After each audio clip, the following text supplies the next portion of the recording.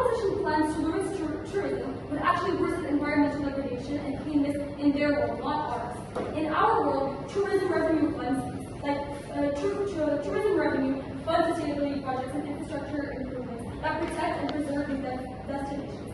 By limiting tourism, you would slash these essential funds. You would leave sites without the necessary resources and maintenance, and even conservation. By reducing income from these tourists, the proposition's approach undermines the very sustainability effort it aims to support, and it ultimately leads to greater environmental harm and neglect. And you want to know what else this does? It decreases tourism appreciation and locals' overall life. To frame this case, let's delve into what tourism actually means in our world and why it is in fact a powerful engine of prosperity and human connection. In our world, tourism is not just about large crowds like they claim it to be. It represents the convergence of people from all corners of the globe into a single country for diverse purposes, be it leisure, cultural exchange, visiting families, etc., etc. This gathering of individuals is a testament to the significance of these destinations, and it showcases its cultural, historical, and natural rights. But why do people need this tourism, and why is cutting out their basic rights a problem? We tell you that people work long and grueling hours in the status quo system.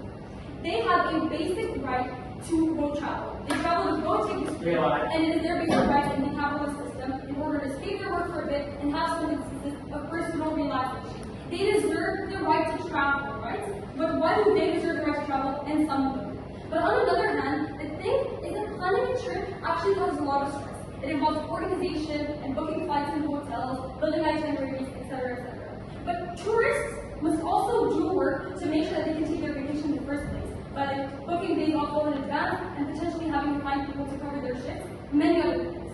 The point here is that there is a large degree of labor that goes into planning a touristic trip and so on. To make it worth it, that trip, you need sufficient relaxation to make up for both the process of organizing the trip and for the actual trip. So when they speak about the satisfaction, this literally is more on our side. The problem with sites across the world is that they both increase the stress of planning a trip while also decreasing the satisfaction of having gone on a trip. Site's model is one that creates entrance out, right? This is the model of the experience.